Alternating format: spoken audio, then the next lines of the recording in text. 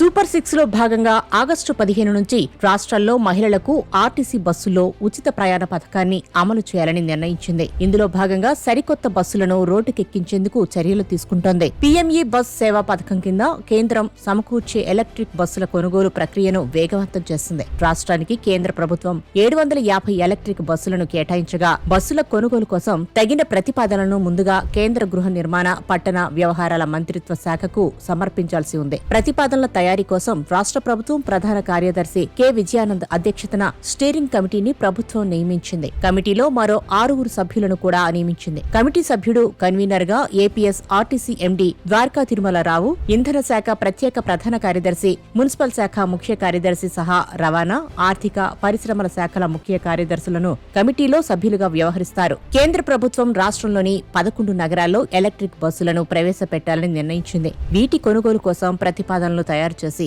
కేంద్ర ప్రభుత్వానికి అందజేయాలని నిర్దేశించింది. వీలైనంత త్వరగా ఈ ప్రక్రియను పూర్తి చేస్తారు.